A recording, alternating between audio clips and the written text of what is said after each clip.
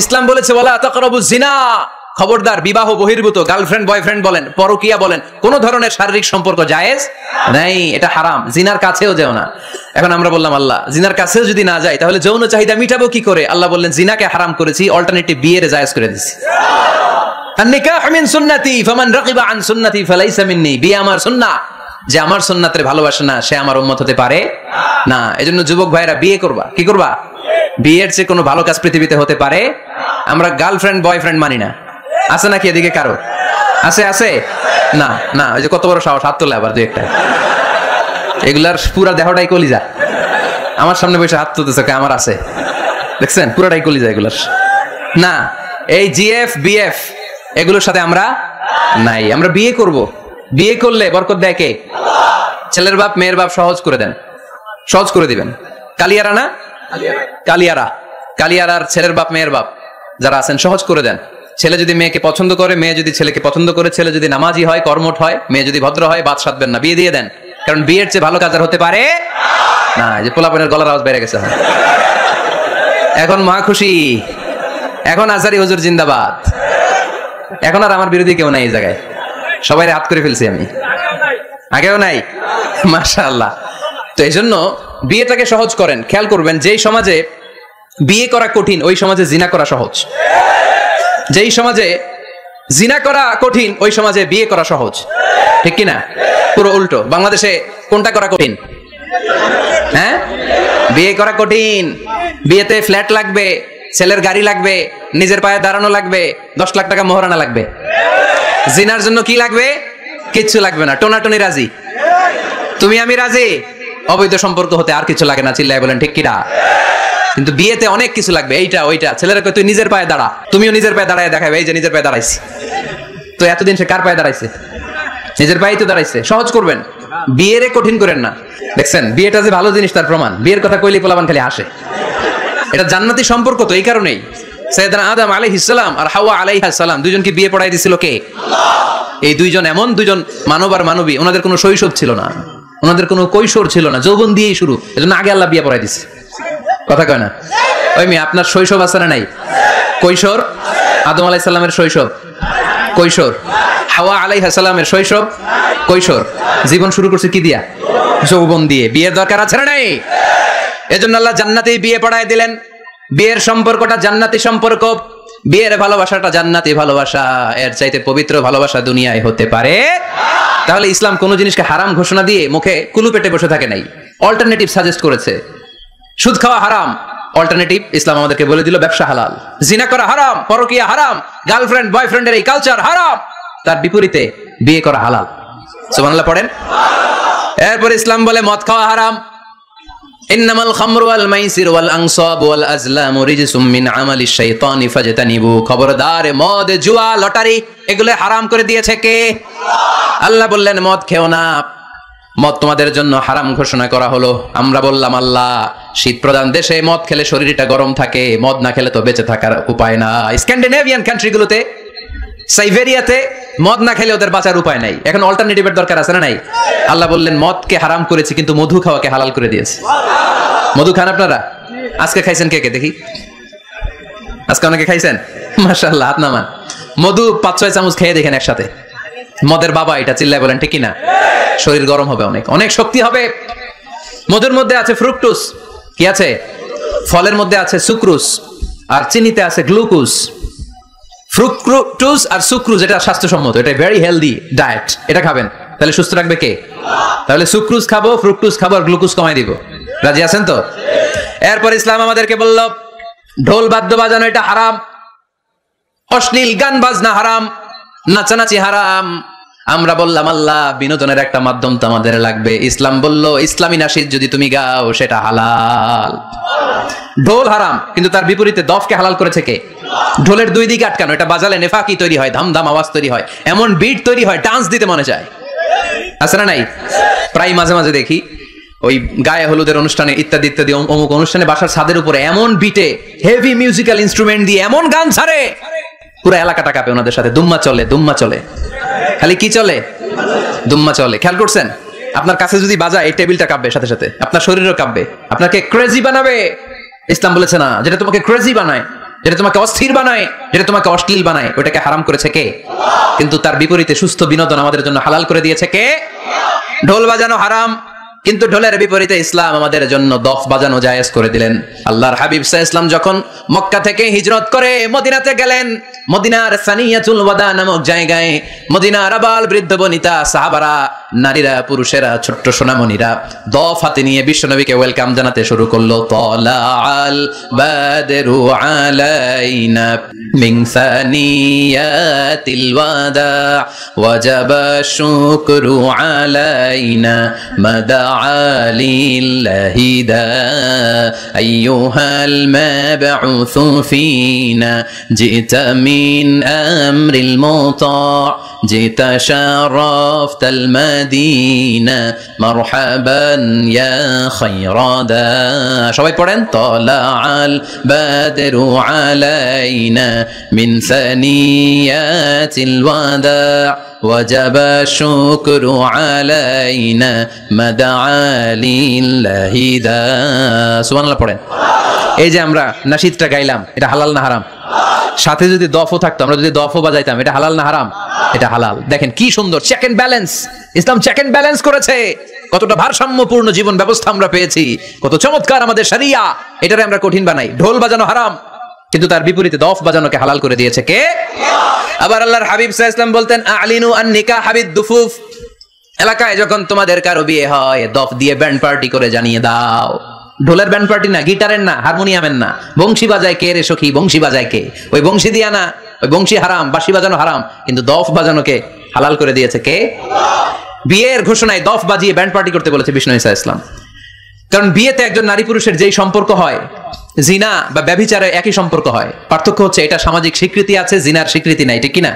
এজন্য বিয়ে গোপন করে করা যায় না, এটা অ্যানাউন্স করে করতে হয়। ওমর ফারুক রাদিয়াল্লাহু তাআলা আনহু যখন মদিনার খলিফা, উনি বলতেন লুকিয়ে লুকিয়ে যদি কেউ বিয়ে করে, সমাজের আশেপাশে তার প্রতিবেশীরা যদি তাদের দাম্পত্য জীবন সম্পর্কে না জানে, আমি তাদের দুইজনকে জিনার শাস্তি দেব। কারণ লুকিয়ে বিয়ে করা যায় না, সবাইকে জানিয়ে অ্যানাউন্স করে সবার দোয়া নিয়ে বিয়ের পিড়িতে বসতে হয়। চিল্লায় বলেন ঠিক কিনা? এজন্য ইসলাম শুধু হারাম বলে জিকির করে নাই, যেখানেই হারাম তার বিপরীতে ইসলাম হালালের বিকল্প দিয়েছে, ঠিক কিনা? এই নিয়মটা বুঝতে পারছেন? সবার কাছে ক্লিয়ার? 4 নম্বর মূলনীতি হচ্ছে, ইসলাম যেই জিনিসটাকে হারাম বলেছে তার পেছনে লজিক আছে, যুক্তি আছে, কারণ আছে। 3টা কারণ থাকার কারণে কোনো বিষয়কে ইসলাম হারাম বলে। হয়তো সেটা খাবিস, অপবিত্র, যেমন পেশাব পায়খানা খাওয়া যাবে, হালাল না হারাম? কারণ এটা অপবিত্র, ঠিক কিনা? 2 নম্বর হচ্ছে মদের, এটা ক্ষতিকর।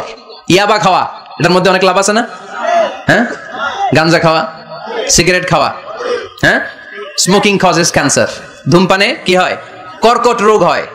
পৃথিবীতে এই একমাত্র খাবার যেটা টয়লেটে ঢুকে খাওয়া যায়। সিগারেট ছাড়া, এটা ছাড়া, এটা কোনো খাবার টয়লেটে বসে খাওয়া যায়? সিগারেটই পৃথিবীর একমাত্র খাবার যেই খাবারের প্যাকেটের উপর এই খাবারের বদনাম লেখা থাকে। কালিয়ারার বাজারে এক ধরনের বিস্কুট আসছে মনে করলেন, দেখলেন যে বিস্কুটের গায়ের মধ্যে লেখা এই বিস্কুট যেই খাবে তারই ডায়রিয়া হবে। খাবেন? দোকানওয়ালারা কি কইবেন? তোরটা তুই খা, তোর ডায়রিয়া হোক, তোর 14 গোষ্ঠীর হোক, আমরা খাবো না টাকা দিয়া, ঠিক কিনা? কিন্তু কি আজীব তামাশা, এই সিগারেটের উপরে লেখা এটার বদনাম, যে এটা খেলে কি হয়? ক্যান্সার। এরপরও আমরা খাই। তারপর এটা হয় টোবাকো প্ল্যান্টস থেকে, তামাক পাতা থেকে। কালিয়ারায় তামাকের চাষ হয় নাকি? তামাক পাতা কেউ দেখছেন? এটার আবার বেড়া টেরা লাগে না, কারণ ছাগলও মুখ দেয় না। কথা কি বুঝতেছেন? তো যে এটা ছাগলেও মুখ লাগাইলো না, আশরাফুল মাখলুকাত হয়ে, আল্লাহর শ্রেষ্ঠ জীব হয়ে আপনি এটা মুখে লাগাইতে পারেন? গোটা বিশ্বে এই ধূমপানের কারণে লক্ষ লক্ষ মানুষ অকাল মৃত্যুতে ঝরে পড়ছে। এটা হালাল না হারাম? কারণ এটা মদের, এটা ক্ষতিকর। ইসলাম আমাদেরকে মূলনীতি শিখিয়েছে, লা দারারা ওয়ালা দিরার। নিজেরও ক্ষতি করতে পারবা না, অন্যেরও ক্ষতি করতে পারবা না, আইনটা কার? তাহলে কোন জিনিস হারাম হওয়ার পেছনে 1 নম্বর লজিক, সেটা হয়তো অপবিত্র, কিংবা সেটা ক্ষতিকর, অথবা ওইটার মধ্যে অশ্লীলতা আছে। আওয়াজ করে যুবকরা উত্তর দাও, মোবাইলের ভেতরে পর্নোগ্রাফি দেখা হালাল না হারাম? ব্লু ফিল্ম দেখা হালাল না হারাম? নেকেড ভিডিও দেখা হালাল না হারাম? কারণ এটা অশ্লীল, ঠিক কিনা? তাহলে যেটা হারাম, 3টা কারণে কোনো জিনিসকে ইসলাম হারাম বলে অ্যানাউন্স করেছে। হয় এটা অপবিত্র, নয় এটা ক্ষতিকর, নয় এটা অশ্লীল। কয়টা? হয় অপবিত্র, অথবা ক্ষতিকর, অথবা অশ্লীল। পৃথিবীতে যত জিনিসকে ইসলাম হারাম বলে ঘোষণা করেছে তার প্রত্যেকটার মধ্যে 3টার কোনো না কোনো একটা আছে না নাই?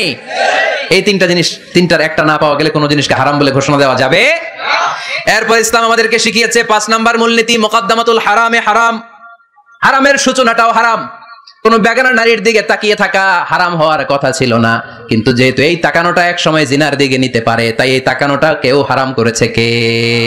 আন-নাযার, এই দৃষ্টিটা বড় ভয়ঙ্কর। আল্লাহর হাবিব সাল্লাল্লাহু আলাইহি ওয়াসাল্লাম বলেছেন, আন-নাযার সাহামুন মাসমুমুন মিন সিহামি ইবলিস। এই দৃষ্টি, লাগামহীন দৃষ্টি, শয়তানের বিষ মাখানো তীরবানের মধ্যে থেকে একটা ভয়ঙ্কর তীর। এই তীর দিয়ে শয়তান যুবকদেরকে কাবু করে ফেলে। ডাইরেক্টলি শারীরিক সম্পর্কের দিকে কেউ যায় না।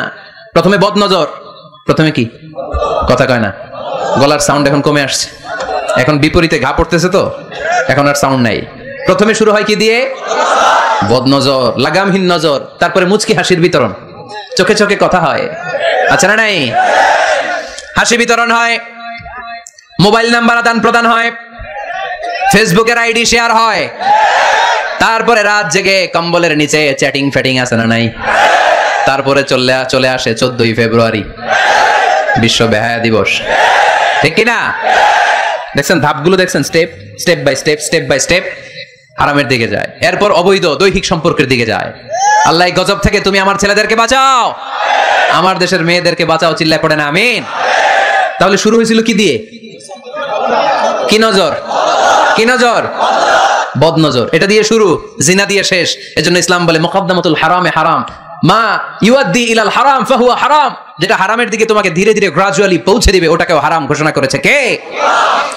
এজন্য বিষ্ণু ঈসা ইসলাম ওনার মেয়ের জামাতা সাইয়েদনা আলী রাদিয়াল্লাহু তাআলা আনহুকে বলেছেন, আলী খবরদার, লা তুতবি'ন নাযরাতান নাযরা, এক নজর যদি ভুল করে কোনো নারীর চেহারার দিকে তোমার পড়ে যায়, খবরদার দ্বিতীয় নজর দিও না।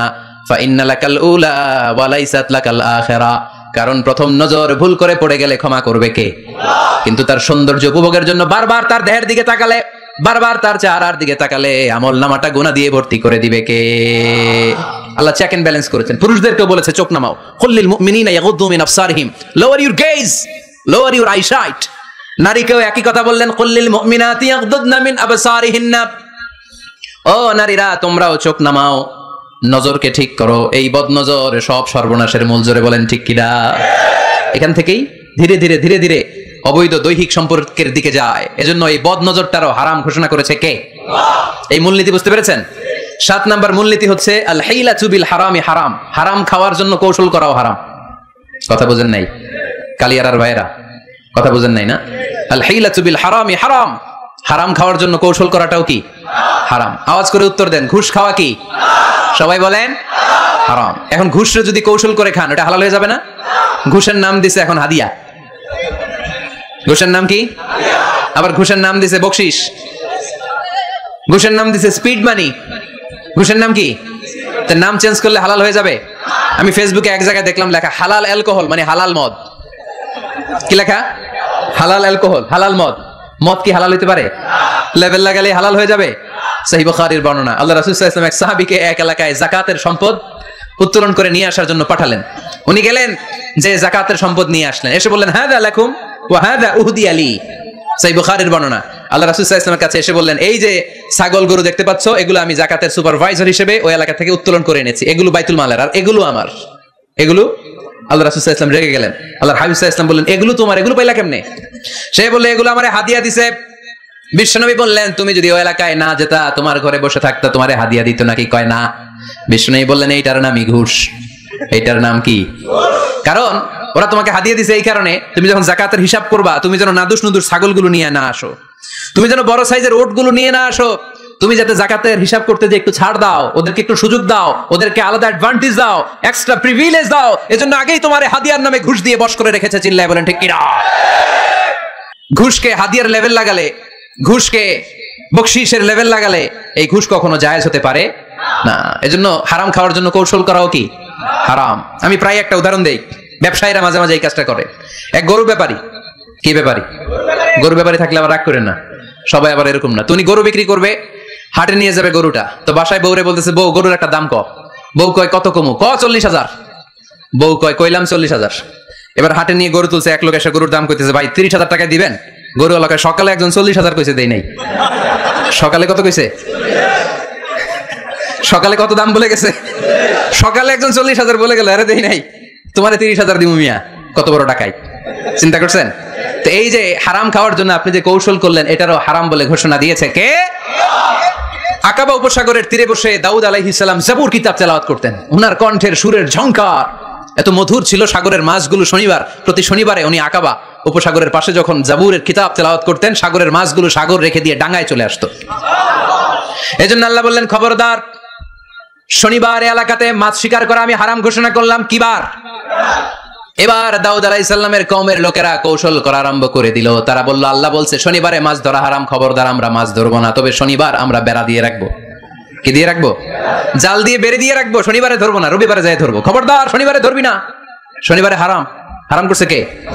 তো মাছগুলো যখন তেলাওয়াত করতে আসতো, এরা জাল দিয়ে বেড়ে দিয়ে রাখতো চারদিকে, শনিবারে ধরতো না, কারণ হারাম। কারণ কি?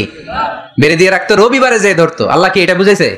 আল্লাহ বুঝাইছে শনিবারে যত মাছগুলো এসেছে এগুলো ধরা যাবে না, এগুলো যখন আবার সাগরের প্রবাহে ভেসে চলে যাবে, তোমরা আবার নৌকা নিয়ে মাছ শিকার করতে পারবে। ঠিক কিনা? ওরা কৌশল করে শনিবারে আটকে রাখতো, এরকম বেড়ে দিয়ে জাল দিয়ে, রবিবারে যেয়ে ধরতো। আল্লাহ বললেন, আও নালা আলাহুম কামা লাআন্না আসহাবাস সাbt কুনু কিরাদাতান খাসিইন। আমার সাথে কৌশল করেছিস, তোদের উপর আমার লানাত, তোরা অভিশপ্ত বানর হয়ে যা। মুহূর্তে পুরো জাতিটাকে বানরে রূপান্তরিত করে দিল কে? এজন্য খবরদার, আল হিলাতু বিল হারামি হারাম। হারাম খাওয়ার জন্য যে কৌশল করি, এটাকেও হারাম ঘোষণা দিয়েছে কে? আমাদের দেশে আরেকটা সিস্টেম আছে, হিলা বিয়ে আছে না নাই? হিলা বিয়ে কালিয়ারাতে মনে হয় নাই না? এলাকাতে আছে, ভয়ঙ্কর। আর তালাকাল বাইনাল বাইনুনা যখন হয়ে যায় কমপ্লিটলি ডিভোর্স, কোনো সম্পর্ক নাই, তখন ওই স্ত্রীকে যদি আবার ফিরে আনতে হয়, ইসলামের নিয়ম হচ্ছে আরেক জায়গায় হাত্তা তানকিহা যাওজান গায়রা, আরেক জায়গায় বিয়ে হবে, নরমাল প্রসেসে কোনো কারণে তাদের ডিভোর্স হবে, তখন আগের স্বামী স্ত্রীকে আনতে পারবে। এটার অনেকে কৌশল করে, বিয়ের পর একজন বুড়া মানুষের সাথে বিয়ে দেয়, সামান্য কিছু টাকা পয়সা দিয়ে এক দুই দিন সংসার করাইয়া ডিভোর্স নিয়ে আবার বিয়ে করায়। এরকম আছে না নাই? লাআনা রাসূলুল্লাহি আল মুহাল্লিল ওয়াল মুহাল্লিল্লাহ। সুনানে তিরমিজির বর্ণনা, আল্লাহর হাবিব সাল্লাল্লাহু আলাইহি ওয়াসাল্লাম বললেন, যারা হিলা করে, যারা হিলা করায়, উভয়ের উপর আল্লাহর লানাত। এগুলোর সাথে আমাদের কোনো সম্পর্ক আছে? এজন্য আমরা হারাম খাবো না, হারাম ঘুরাইয়া খাওয়ার জন্য কৌশলও করা যাবে। এরপরে 8 নম্বর মূলনীতি হলো কাসবুল হালাল শারতুন লিকাবুলিদ দুআ। আমরা বলি, হুজুর আমার দোয়া কবুল হয় না, কিন্তু দোয়া কবুলের সবচাইতে বড় শর্ত হলো হালাল ইনকাম। ঠিক কিনা? হালাল উপার্জন ছাড়া যদি দোয়া করেন কবুল হবে? হারাম কিছু খেয়ে যদি আপনার দেহটারে বর্ধনশীল করেন, এই দেহ জান্নাতে ঢুকবে? লা ইয়াদখুলুল জান্নাতা জাসাদুন গুযিয়া বিল হারাম। হারাম দিয়ে বর্ধিষ্ণু যে দেহ, এই দেহ কোনোদিন আল্লাহর জান্নাতে ঢুকবে না। চিল্লায় বলেন ঠিক কিনা? ইন্নাল্লাহা তাইয়্যিব লা ইয়াকবালু ইল্লা তাইয়্যিবা। আল্লাহ পবিত্র, আল্লাহ পবিত্র ছাড়া কোনো কিছু গ্রহণ করে না। এক লোক কাবার চারদিকে কাঁদতে কাঁদতে বেহুশ, ইয়া রাব ইয়া রাব ইয়া রাব বলে বলে কাঁদতেছে। সাহাবারা দেখে বলল, সর্বনাশ, আজকের দিনের সব সওয়াব তো এই লোক নিয়ে যাবে, তার চেয়ে বেশি সওয়াব তো কেউই কামাই করতে পারলো না। আল্লাহর হাবিব সাল্লাল্লাহু আলাইহি ওয়াসাল্লাম বললেন, ওয়া মাতআমুহু হারাম, ও যা খায় ওটা হারাম খায়। ওয়া মালবাসুহু হারাম, ও যা পরে হারাম টাকা দিয়ে কেনা ড্রেস আপ।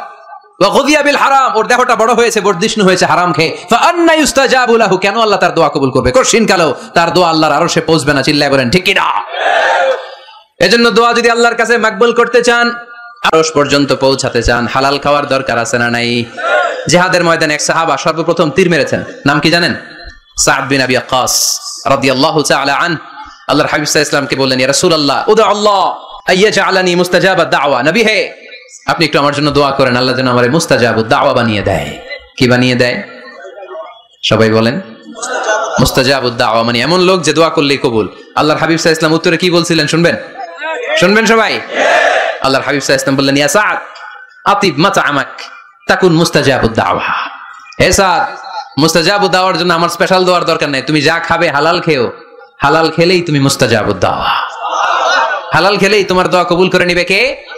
9 নম্বর মূলনীতি, আল হালালু হালালুন লিল জামি' ওয়াল হারামু হারামুন লিল জামি'। হালাল এটা সবার জন্য হালাল, হারাম এটা সবার জন্য। আওয়াজ করে উত্তর দিতে হবে, ঘুষ খাওয়া হালাল না হারাম? মিথ্যা বলা এটা আপনার জন্য হারাম, আমার জন্য হারাম না? না, আপনার জন্য হারাম, আমার জন্য। হিংসা করা হালাল না হারাম? এই হিংসা যদি আমার নানা ভাই করে হালাল না হারাম? আমি যদি করি, বাইতুল মোকাররমের ইমাম যদি করে, শুধু কাবা ঘরের ইমাম সাহেব হিংসা করতে পারবে? হ্যাঁ পারবে? হারাম সবার জন্য হারাম। বলেন তো, বুঝে শুনে উত্তর দিয়েন, প্যান্ট শার্ট পরা হালাল না হারাম? কথা কন আরো জোরে। 2 দল নাকি 1 দল? সবাই বলেন হালাল না হারাম?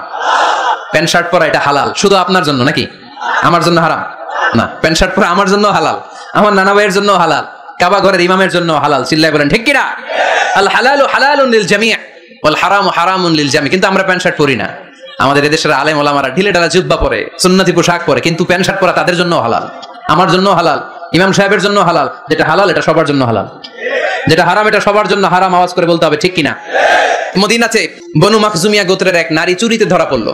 সবাই বলতেছে ইয়া রাসূলুল্লাহ, এই মহিলাটা অনেক বড় বংশের মেয়ে, আপনি মাফ করে দেন, আপনি হাত কেটে দিয়েন না। চুরি করলে কি করতে হয় জানেন না বোধহয় নিয়মটা, না? হ্যাঁ, ফাকতাউ আইদিয়াহুমা, the government, the authority should cut down his right hand. চুরি করলে হাত কেটে দাও, এটা ইসলামের বিধান। আল্লাহর হাবিবরা সবাই বললেন ইয়া রাসূলুল্লাহ, এই মেয়ের হাত কেটে দিয়েন না। আল্লাহর হাবিব সাল্লাল্লাহু আলাইহি ওয়াসাল্লাম বললেন, খবরদার, আল্লাহর বিধানের ক্ষেত্রে আমারে সুপারিশ করার স্পর্ধা দেখিও না। লাউ আন্না ফাতিমাতা বিনতি মুহাম্মাদিন সারাকাত লাকাতা মুহাম্মাদুন ইয়াদাহা। মাখজুমিয়া গোত্রের মেয়ে কেন, আমার কলিজার টুকরা নয়নের পুটলি ফাতেমাও যদি চুরি করে, ফাতেমার হাত কেটে দিতে আমি 1 সেকেন্ডও দেরি করব না, কারণ এটা আল্লাহর আইন, বিধান সবার জন্য সমান। অন্যায় করলে ঠেলাওয়ালা দিনমজুর তার ছেলে অন্যায় করলে যে আইন, এমপির ছেলে অন্যায় করলে একই আইন। চিল্লায় বলেন ঠিক কিনা? আইন সবার জন্য সমান।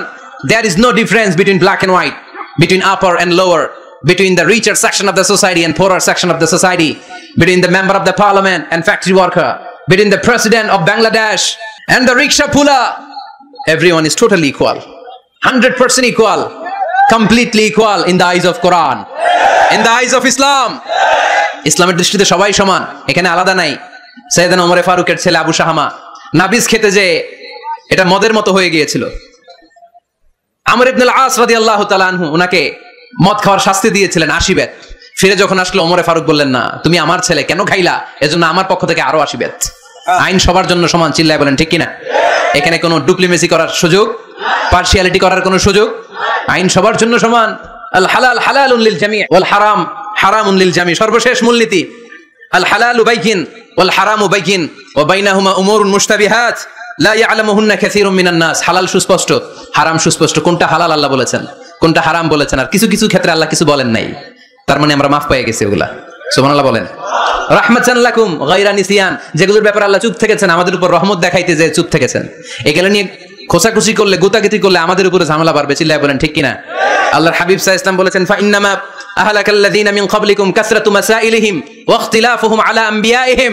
আমার আগে যত উম্মাত ধ্বংস হয়েছে, দুইটা কারণে সবচেয়ে বেশি ধ্বংস হয়েছে। নাম্বার 1, কাসরাতু মাসাইলিহিম, বেশি প্রশ্ন করার কারণে। কি করার কারণে? জানার জন্য প্রশ্ন, ঠেকানোর জন্য প্রশ্ন, ফিতনা বাজানোর জন্য আমাদের প্রশ্ন আছে না নাই? না, প্রশ্ন করবেন শুধু জানার জন্য। ধ্বংস হওয়ার 2 নাম্বার কারণ, ফা ইন্নামা আহলাকাল্লাযীনা মিন ক্বাবলিকুম কাসরাতু মাসাইলিহিম ওয়া ইখতিলাফুহুম আলা আমবিয়াইহিম। নবীদের ব্যাপারে ইখতিলাফ করেছে তারা। আমাদের সমাজে ইখতিলাফ আছে না নাই? দলাদলি আছে না নাই? এই দলাদলি করা যাবে? দলাদলি করা যাবে? আমরা দলাদলি চাই না ঐক্য চাই? এই আপনাদের গলার আওয়াজ, আওয়াজ করে বলেন, দলাদলি চাই নাকি ঐক্য চাই? হালাল চাই নাকি হারাম চাই? তবে জীবন বাঁচানোর জন্য হারাম খাওয়া যায়, হ্যাঁ, যতটুকু না হইলে না। আমাকে যদি প্রশ্ন করেন, হুজুর মদ খাওয়া যায়? উত্তর হচ্ছে না, হারাম। কিন্তু একজন যদি বলে, হুজুর আমি তৃষ্ণায় গলা ফেটে যায়, 3 দিন ধরে 1 ফোঁটা পানি গলা দিয়ে পড়ে নাই, মরুভূমির মাঝখানে দেখলাম 1 বোতল লেখা অ্যালকোহল, মদ খাওয়া যাবে? তখন উত্তর হচ্ছে যাবে। যতটুকু খাইলে আপনার জান বেঁচে যাবে, সুযোগ পেয়ে গটগট করে পুরোটা খাইতে পারবেন না, ঠিক কি না? এজন্য বিষ্ণু ইসলাম দোয়া করতেন, আল্লাহুম্মা কফিনি বিহালালিকা আন হারামিক ওয়া আগনিনি বিফাদলিকা আম্মান সিওয়াক। আল্লাহ, তুমি হারাম বাদ দিয়ে হালালকে আমার জন্য যথেষ্ট করে নাও। আমরা পড়ি আমিন। আর তুমি ছাড়া কারো কাছে যেন আমার ফরিয়াদ করতে না হয়, আমাকে তুমি অমুখাপেক্ষী বানিয়ে দাও। চিল্লায় পড়েন আমিন।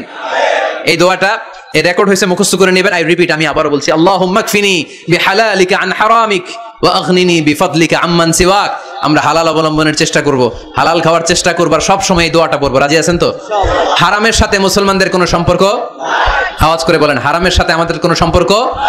আমরা হালালকে বলবো ইয়েস, আর হারামকে বলবো? আওয়াজ করে উত্তর দেন। হালালকে কি বলবো? হারামকে কি বলবো? আওয়াজ হয় নাই, সবাই বলতে হবে। হালালকে কি বলি? হারামকে কি বলে দিব? আল্লাহ আমাদের সবাইকে কথাগুলো বুঝার ও আমল করার তৌফিক দান।